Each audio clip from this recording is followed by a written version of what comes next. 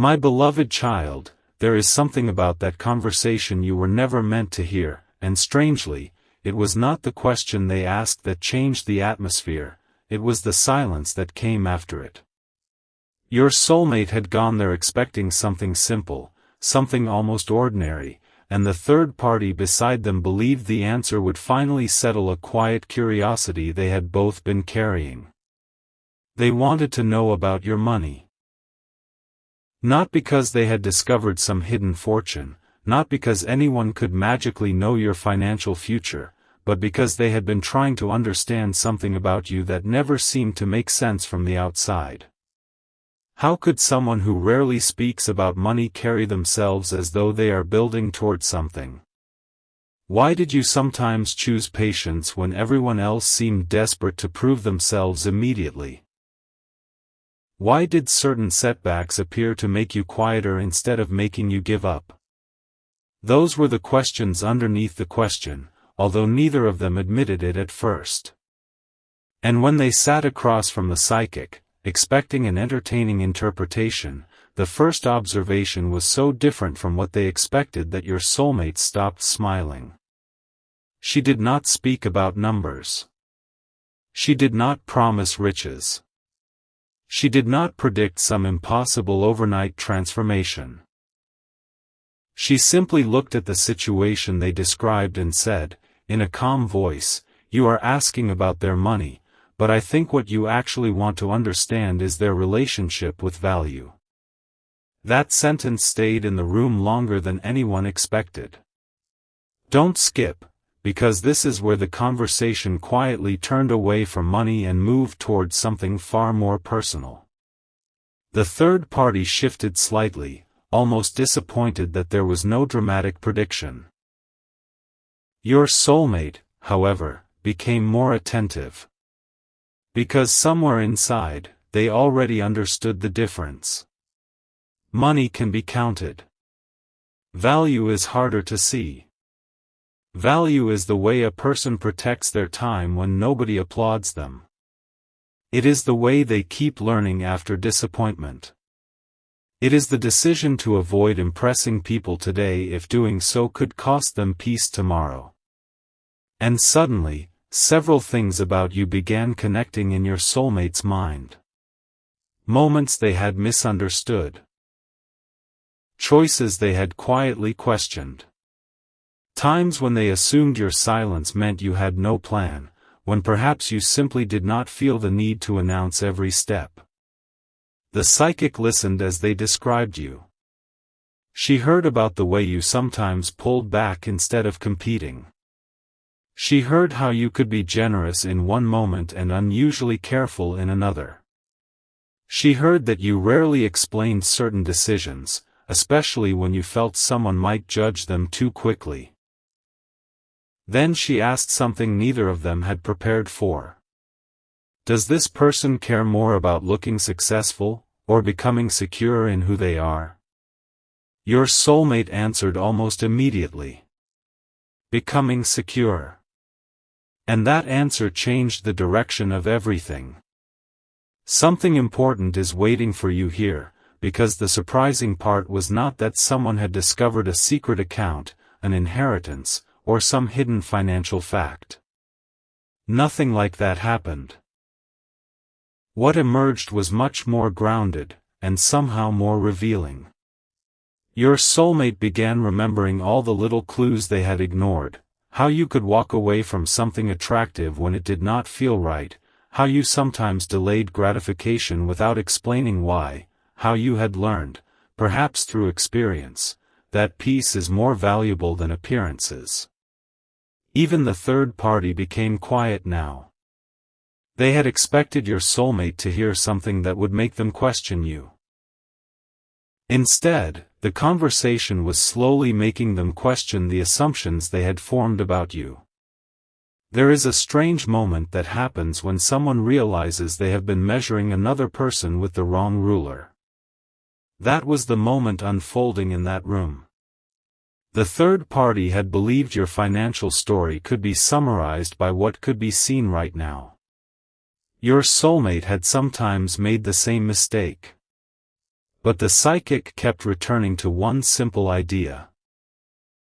A person's current position does not tell you everything about the habits, priorities, resilience, and choices shaping their path.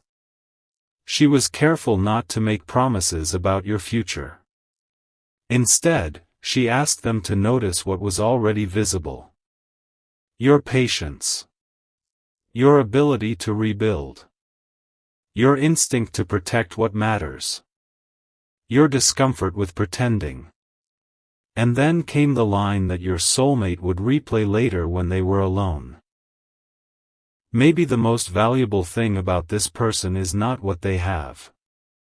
Maybe it is what they refuse to become just to have more. For a second, your soulmate said nothing. Because that sentence reminded them of something.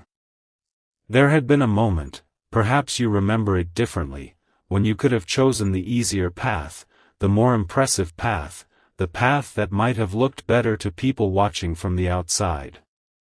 Yet you stepped away from it. At the time, your soulmate did not fully understand. Maybe they even thought you were being stubborn. Maybe someone around them whispered that you lacked ambition. But now a different possibility entered their mind. Perhaps you were protecting something they had failed to notice. Your integrity. Your independence. Your ability to sleep peacefully after making a decision that actually belonged to you. Stay till the end. Because what the third party said next revealed why this conversation had happened in the first place. They leaned forward and admitted something unexpectedly personal. They had been the one encouraging your soulmate to ask about your money. They had been curious because they could not understand why your soulmate remained emotionally connected to you even when there were easier people to understand, easier situations to choose, easier stories to believe. Money had simply become the excuse. The real question was, what does this person have that keeps pulling your attention back? And your soulmate finally knew the answer had almost nothing to do with money. It was the way you made ordinary things feel meaningful. It was the feeling that you could lose something and still remain yourself. It was the sense that if life changed suddenly, you might bend, but you would not disappear. That kind of steadiness cannot be displayed in a photograph. It cannot be borrowed for an evening. And it cannot be measured by what someone happens to possess today. Your soulmate lowered their eyes, and the third party noticed. The atmosphere had shifted completely now. What began as curiosity about your finances had become an examination of why your soulmate had underestimated you. And perhaps this is the part that feels strangely familiar to you. Have you ever had the feeling that people were watching one chapter of your life and assuming they knew the ending? Have you ever stayed quiet because explaining your entire journey to someone committed to misunderstanding it felt exhausting? Have you ever known that you were building something inside yourself long before there was anything impressive for the outside world to see? Then you understand why your soulmate's reaction became emotional without becoming dramatic. They were not hearing a prophecy. They were recognizing a pattern. Memories were rearranging themselves. Conversations that once seemed insignificant suddenly carried new meaning. Your boundaries looked different. Your patience looked different. Even certain periods when you seemed distant looked different. Perhaps you had not been disappearing. Perhaps you had been trying to become more intentional about where your energy went. And here is where the third party became uncomfortable. Not because something bad was revealed, but because the picture they had helped create around you was beginning to lose its certainty. They had told your soulmate that someone who truly had direction would make it obvious. They had implied that success should always be visible. They had mistaken quiet preparation for stagnation, and privacy for lack of progress. But when the psychic gently asked them, how much of what you believe about this person comes from what you actually know, and how much comes from what you assumed, there was no quick answer. That silence said enough. Your soulmate looked toward the third party, and for the first time, the conversation stopped being about you. It became about influence. About how easily two people can lose sight of each other when outside interpretations become louder than direct understanding. No accusation followed. No argument was needed. The realization itself was powerful enough. Your soulmate had allowed other voices to fill spaces where honest conversation with you should have been. And now they were sitting there hearing a stranger say something remarkably simple: if you want to understand someone's values, stop studying appearances and start studying their patterns. What do they protect? What do they repeatedly return to? What do they choose when nobody is watching? Your soulmate knew your answers better than they wanted to admit. You protected your peace. You returned to growth. You chose authenticity, even when authenticity did not create immediate applause. And suddenly, your money story did not seem mysterious anymore. It looked like one piece of a larger story about how you approached life itself. But there was still one unanswered question. The third party finally asked it. So does that mean this person will become wealthy? The psychic smiled gently, almost as if she had expected the question. Her answer was careful. I cannot tell you what anyone will earn or what their future finances will become. But I can tell you that you are focusing on the least interesting part of what you described. Your soulmate looked up. The psychic continued.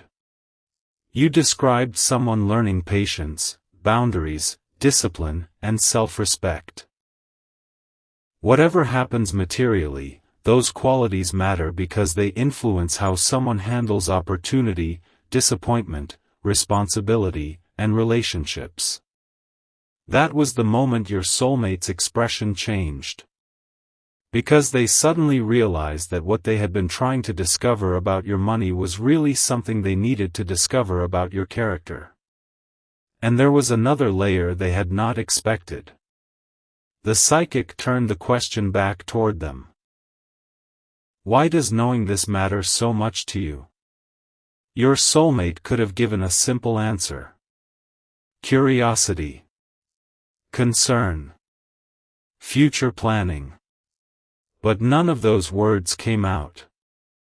Instead, after a long pause, they admitted that they had wondered whether choosing you would mean choosing uncertainty.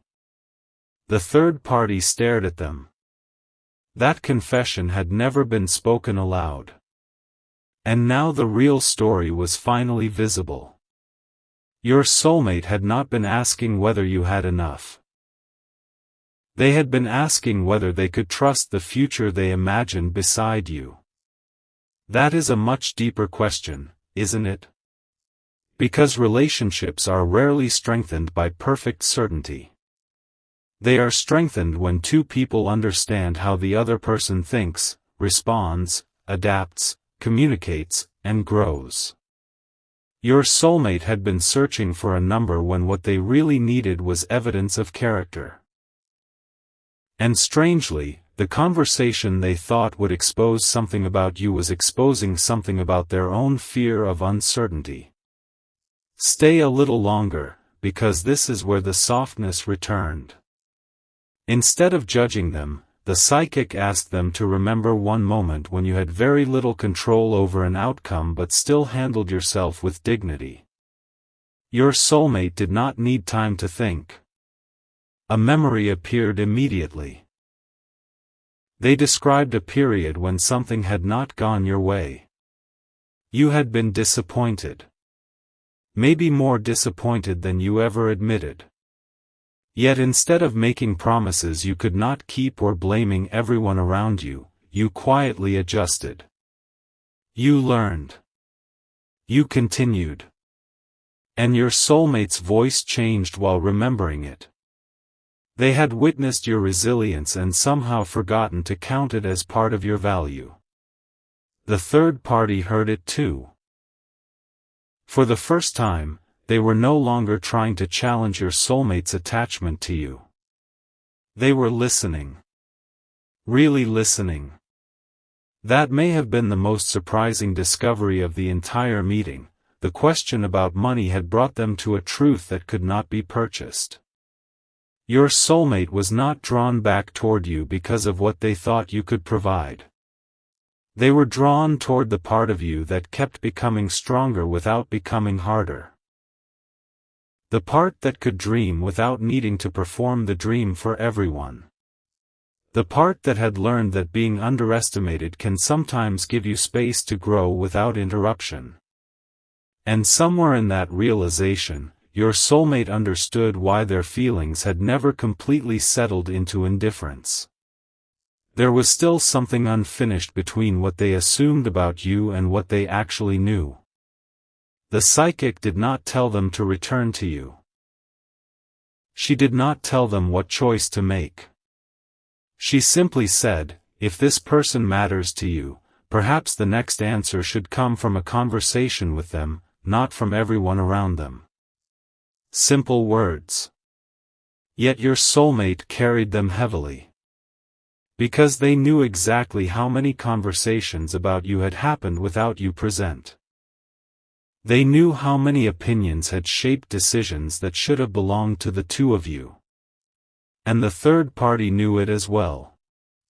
Suddenly, the room was no longer filled with curiosity. It was filled with accountability, but gentle accountability, the kind that does not shame anyone, only invites them to see more clearly. And my beloved child, perhaps there is something here for you too. You do not have to prove your worth through appearances. You do not have to rush your path because someone else misunderstands your pace. Your financial circumstances, whatever they may be, are only one part of your life. They do not define the whole of you. What matters far more is how thoughtfully you build, how responsibly you choose, how honestly you communicate, and how steadily you keep becoming someone you respect. That is the truth this fictional conversation slowly uncovered. But the story did not end when they left the psychic's room. In fact, that was when the most unexpected part began. Outside, the third party stopped your soulmate before they reached the car. Their voice was different now, quieter, stripped of the certainty they had carried inside. They admitted there was something they had never told your soulmate about you, something they had noticed months earlier and deliberately dismissed because it did not fit the story they had already decided to believe. Your soulmate turned back. What did you notice? They asked.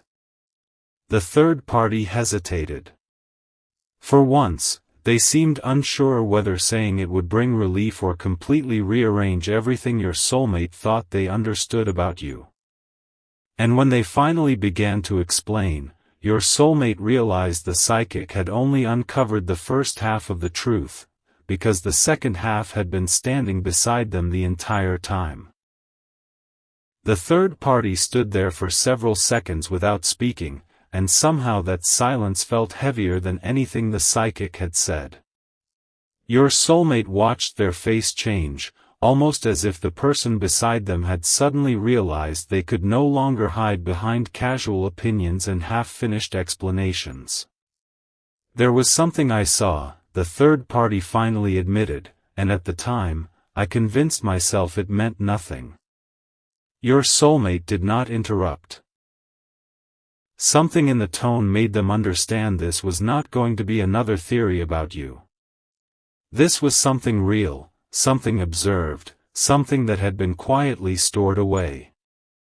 The third party explained that months earlier, during a moment nobody thought mattered, they had seen you make a decision involving money that revealed far more about you than any prediction ever could. It was not dramatic. There was no large amount involved, no grand gesture, no performance. In fact, that was exactly why it had stayed with them. You had an opportunity to make yourself look impressive, to choose the version of the situation that would make other people believe you were doing better than you actually were, and instead, you chose honesty. Quietly. Without telling anyone. You had stepped away from something that would have created appearances but not peace. The third party had noticed, but because they had already formed a certain opinion about you, they dismissed the moment. They told themselves you had simply missed an opportunity. Now, standing outside that psychic's room, they were beginning to wonder whether you had understood something they did not. Don't skip, because what your soulmate heard next did not make them think you were secretly rich. It made them realize how little they had understood about the way you think. The third party said, "I remember thinking, why would anyone turn that down?" Your soulmate looked at them carefully. "And now?" they asked. The answer came slowly. "Now I think maybe they knew the price was bigger than the money." That sentence landed differently. Your soulmate had spent so much time wondering what you had, what you might earn, what your future could look like, that they had rarely stopped to ask what you were unwilling to sacrifice in order to get there. And suddenly, that question felt far more important. Because money reveals something about people, yes, but often not in the way outsiders expect. Sometimes it reveals what someone values when nobody is watching. Sometimes it exposes whether they can say no to something attractive when the cost is their peace.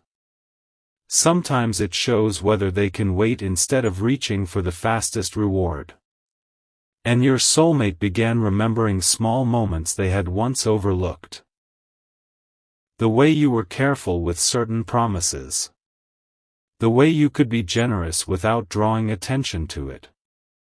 The way you sometimes seemed almost stubborn about doing things on your own terms. At the time, they had thought you were making life harder for yourself. Now another interpretation emerged. Maybe you were trying to make your life more honest. Something important is waiting for you here, because the third party's confession did not stop with that one memory. They admitted there had been other signs. Once, they had overheard you speaking about a plan you were quietly working toward. You did not describe it as guaranteed. You did not boast. You simply talked about learning, improving, saving your energy, and building something step by step. The third party had laughed it off later. Not cruelly, but dismissively. They had told your soulmate that people who truly had a plan usually looked more certain. But now they were hearing their own words differently.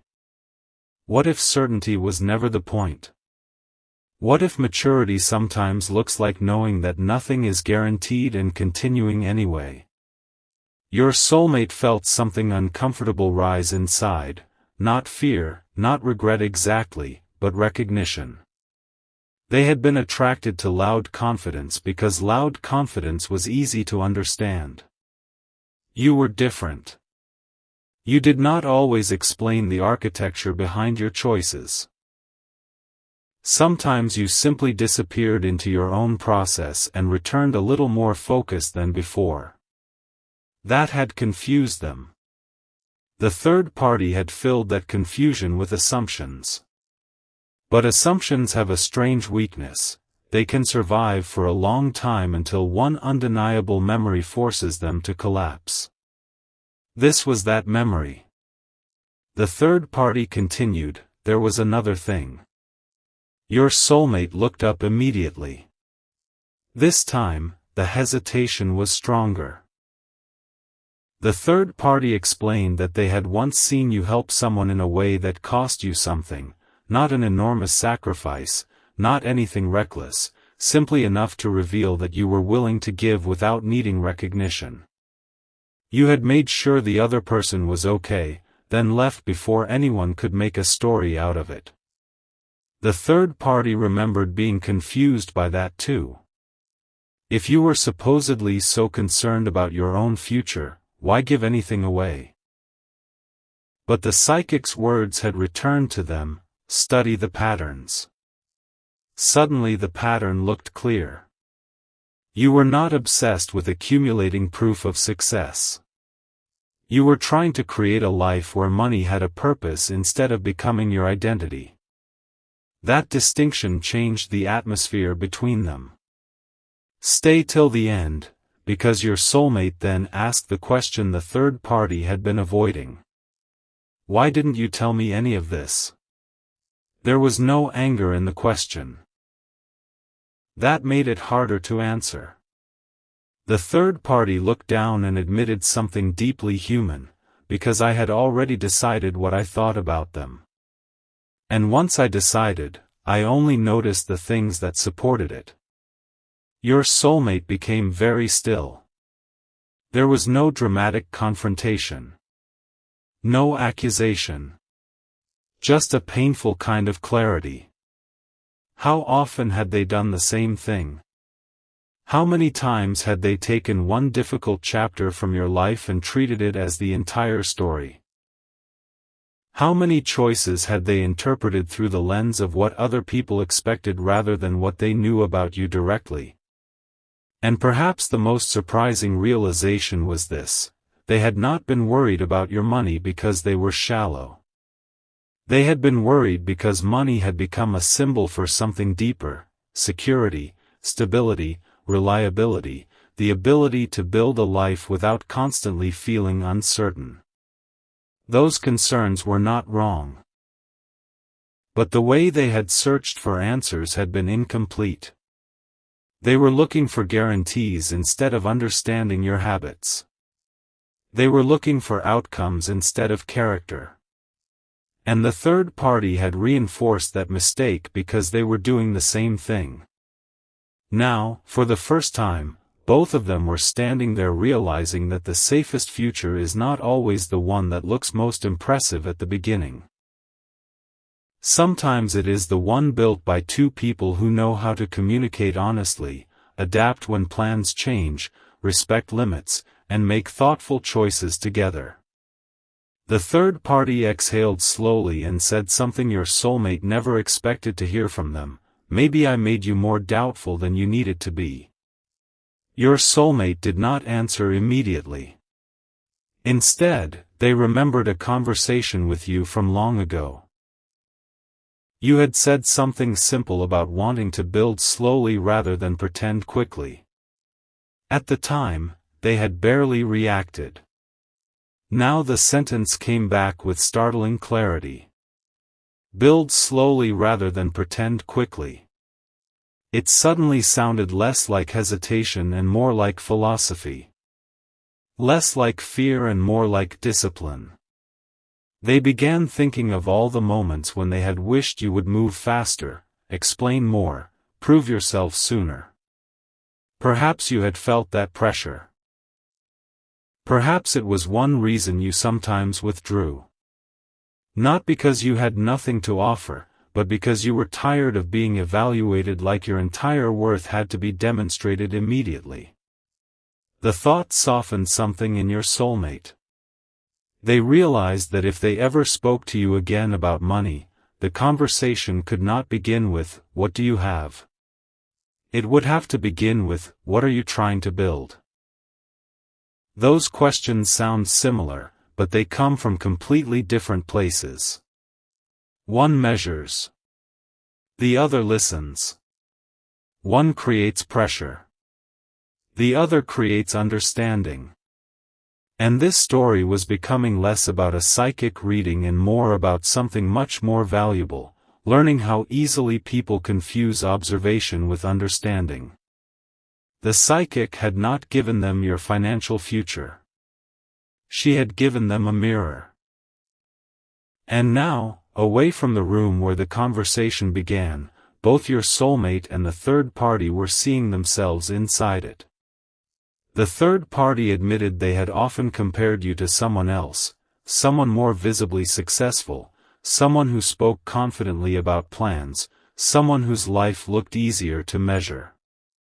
Your soulmate knew exactly who they meant. For months, that comparison had quietly influenced how they saw you. But now they remembered something about that other person too. Appearances had not told the whole story there either. Confidence had hidden uncertainty. Display had hidden pressure. Certainty had hidden fragility. And suddenly comparing lives seemed almost meaningless. Everyone was carrying a different timeline, different responsibilities, different mistakes, different opportunities. How could any one snapshot tell the entire truth? Your soulmate began to feel embarrassed by how easily they had let comparison replace curiosity. Not because they had been malicious, but because comparison gives the illusion of clarity. It makes complicated human stories seem simple. It says this person is ahead, that person is behind. This person is secure, that person is uncertain. But real life rarely respects those categories for long. What looked stable today could change tomorrow. What looked unfinished today could become meaningful over time. And the only thing they could truly understand about you was not a prediction. It was the pattern of how you handled what came. The third party then asked, "Do you still want to know how much they have?" Your soulmate gave a small smile. Not like before. That answer surprised even them. They still cared about practical things. Of course they did. They still believed money mattered in real life, especially when two people imagine building something together. But now they understood that healthy questions about money should be conversations, not secret investigations.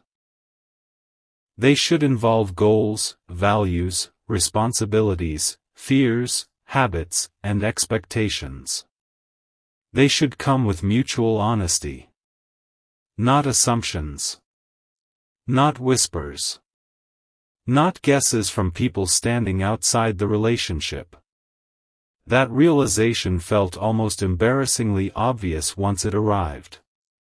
Yet some truths only become clear after you have complicated them enough. Something important is waiting for you, because what happened next turned the entire situation toward you in a way nobody expected.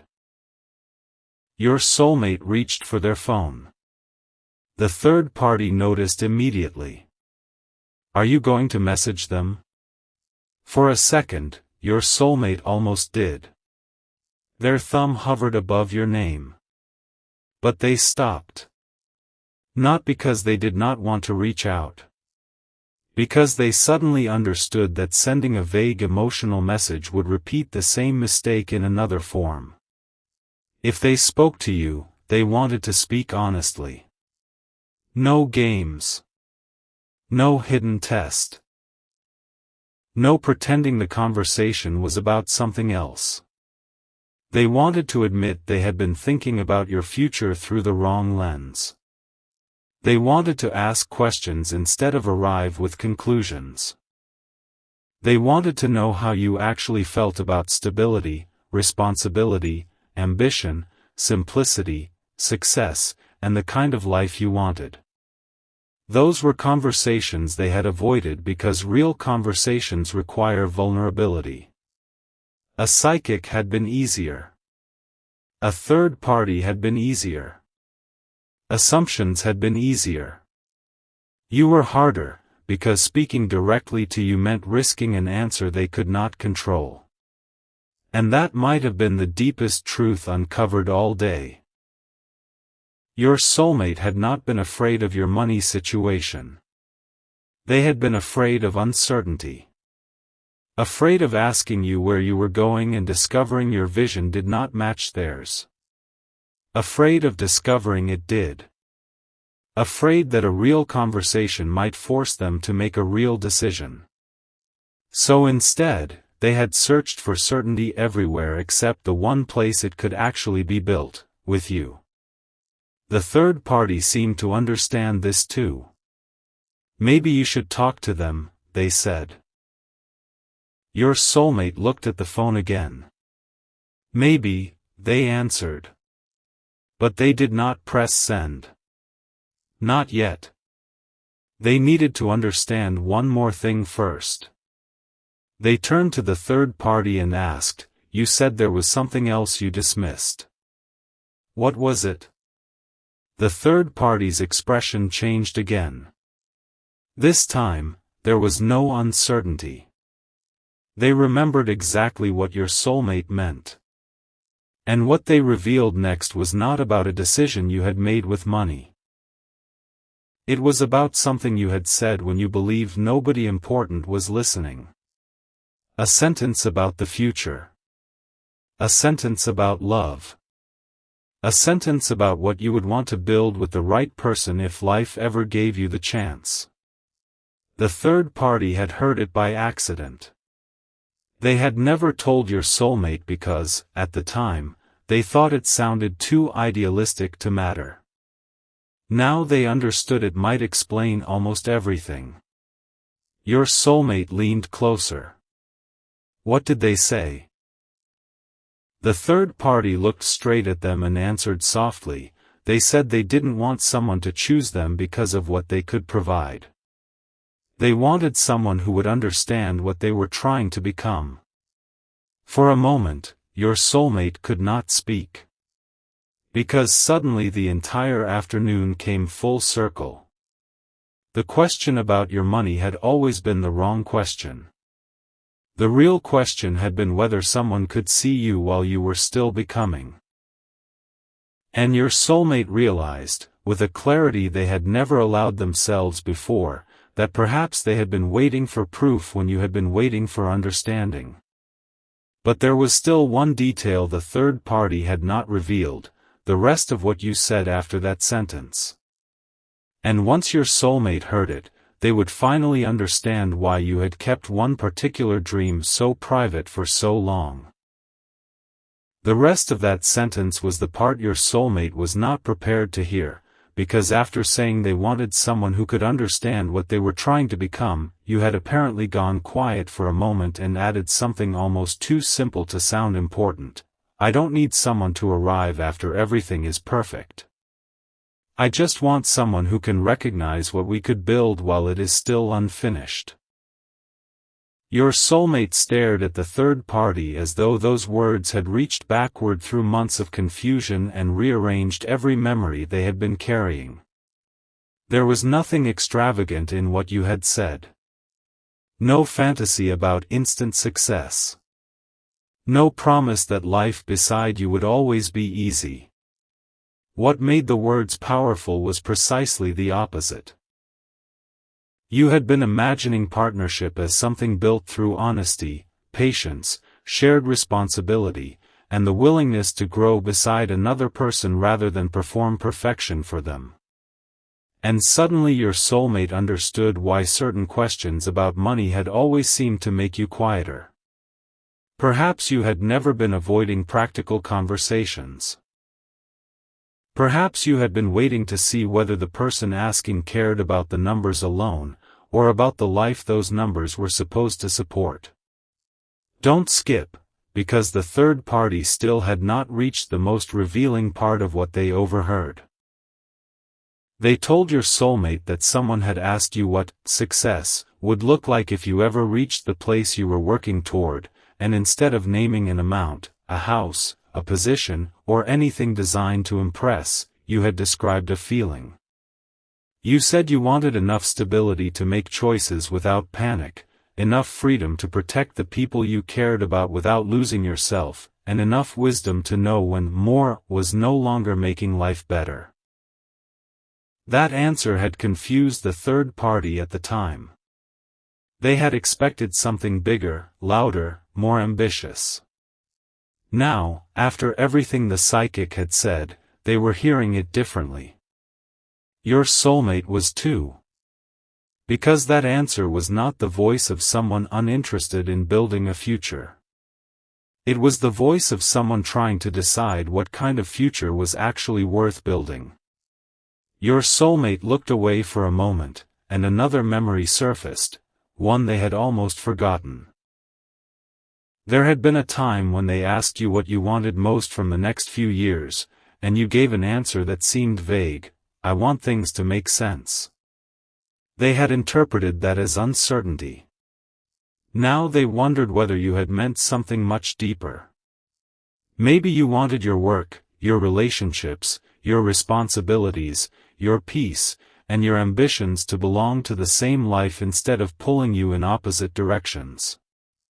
Maybe you were not trying to become impressive. Maybe you were trying to become aligned. The difference felt enormous now. Something important is waiting for you here, because your soulmates suddenly realized they had spent so much time asking whether you were ready, that they had never defined what ready actually meant. Was ready having every answer? Was it never struggling? Was it reaching some invisible financial milestone before deserving love? Or could readiness sometimes mean being willing to communicate, plan, adjust, learn, and tell the truth even when the future was still forming? Those questions did not erase practical concerns. They made them more mature. Your soulmate still understood that shared futures need honest conversations about money. But now they saw how different those conversations could feel when they came from partnership rather than evaluation. Instead of asking, "Can you prove you are enough?" they could ask, "How do you think about responsibility?" Instead of, "Where is the guarantee?" they could ask, "What are we willing to build together?"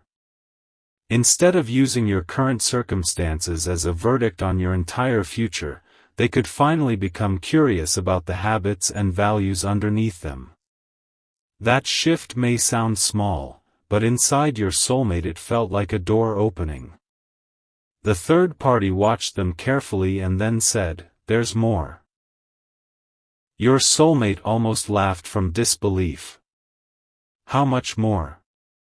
The third party did not smile. Enough that I should have told you sooner. The atmosphere became still again. They explained that after you spoke about building an unfinished life with the right person, someone had teased you, asking whether you would ever trust another person enough to build that closely with them. Your answer had been quiet, almost guarded. You said, "Only if they can see me without turning every uncertain season into a reason to doubt me."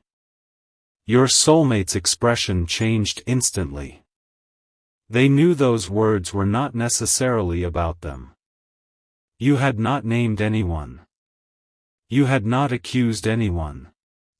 Yet the sentence touched something uncomfortably familiar. How many times had uncertainty caused them to retreat from you? How many times had they interpreted one difficult season as proof that every future season would be difficult too? How many times had they listened to people who knew fragments of your life and allowed those fragments to become conclusions? The third party could see the answer forming without your soulmate saying it. "I think that's why you scared them," they admitted. Your soulmate looked up. "I scared them?" "Not because you were cruel," the third party said. "Because your uncertainty around them made them feel like they were constantly being measured." There it was. Not an accusation. Not a dramatic revelation. Just a possibility neither of them had seriously considered before. Perhaps your distance had not always meant you cared less. Perhaps sometimes you had been protecting yourself from the exhausting feeling of having to audition for a place in someone's future. That possibility softened your soulmate immediately. They began remembering moments when you had started explaining yourself, then stopped. Times when you had opened up about an idea or a goal and then changed the subject after noticing hesitation on their face.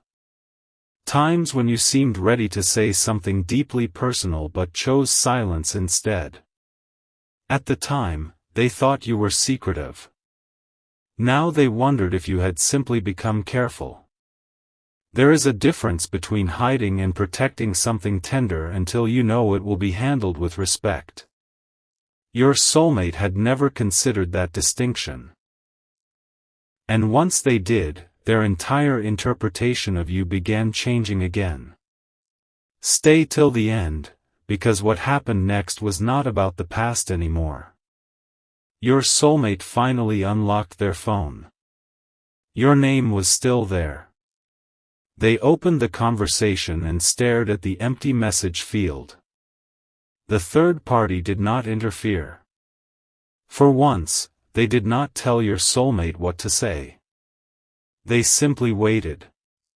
Several sentences were typed and deleted. I heard something about you today. Deleted. Can we talk? Deleted. I think I misunderstood you. Deleted. Your soulmate realized that every opening still centered their own discovery, their own emotion, their own need to explain. But the conversation they now wanted with you needed to begin differently.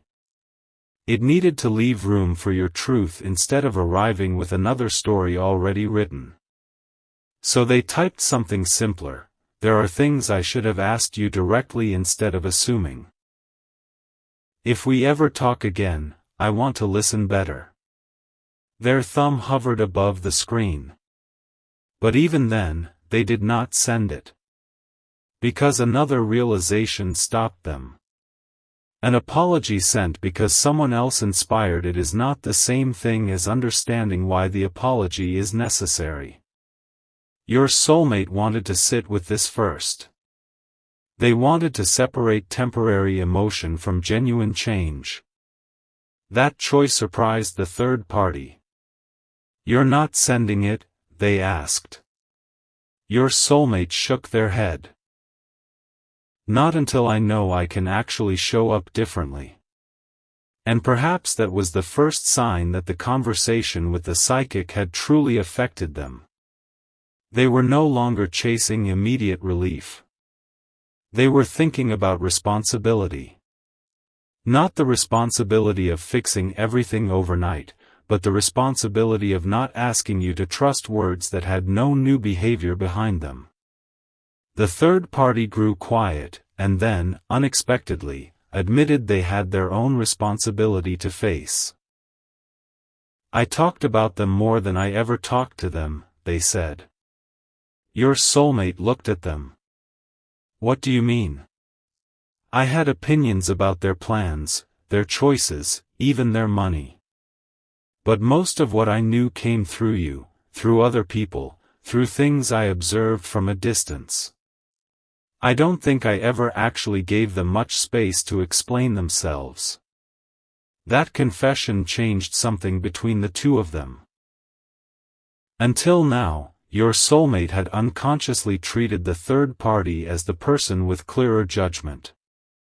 Now they saw that clarity can sometimes be nothing more than confidence attached to incomplete information.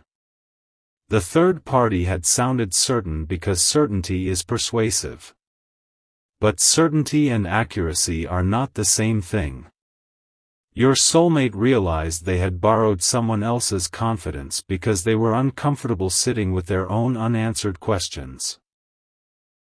It had been easier to hear, "This is what that person is like," than to admit, "I do not fully understand them yet." And perhaps you felt the consequences of that without ever knowing where they came from. Something important is waiting for you. Because while the two of them stood there unraveling these realizations, your soulmate remembered one final conversation with you, one that had happened shortly before the distance between you grew. You had said, almost casually, "Sometimes I think people only trust a journey once they can see the result." Your soulmate remembered giving a small response, nothing memorable. But you had continued. The hard part is finding people who can respect the work while it is still invisible. At the time, your soulmate thought you were speaking generally. Now they wondered whether you had been trying to tell them exactly what you needed. Not blind belief. Not unquestioning loyalty. Simply respect while you were still becoming. Respect for effort before outcome. Respect for process before proof. Respect for the fact that a human being can be serious about their future without already having every visible result. The psychic had never predicted this conversation.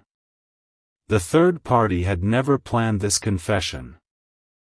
Yet somehow, a question about your money had exposed the entire emotional architecture surrounding you. Your soulmate had wanted certainty about whether you could build a stable life. Instead, they discovered how much stability also depends on the person standing beside the builder. Can they communicate without making every concern sound like judgment? Can they ask hard questions without turning those questions into a verdict? Can they support someone's growth without pretending practical realities do not matter? Can they distinguish patience from passivity, ambition from performance, and privacy from secrecy? These were the questions your soulmate now carried home. And for the first time, they stopped asking whether you were enough for some imagined future. They began asking whether they had become the kind of person capable of building a future with another imperfect human being at all. That question humbled them. It also freed them. Because it removed the fantasy that one person must arrive fully finished while the other evaluates them from a safe distance.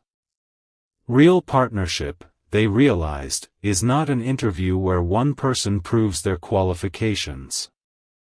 It is a conversation where two people decide whether their values, responsibilities, goals, and ways of handling uncertainty can actually coexist. That understanding did not guarantee anything between you. It was not supposed to. It simply made honesty possible again. And that may have been the greatest shift of all. Later that evening, the third party sent your soulmate one final message. It contained no advice. No warning. No opinion about what your soulmate should do next. Just one sentence: I think I was judging the chapter instead of understanding the person. Your soulmate read it several times. Then they looked again at the unsent message to you. Something inside them wanted to rush. To explain everything, to tell you about the psychic, to tell you what the third party had admitted, to ask whether you still felt the way you once had. But they resisted.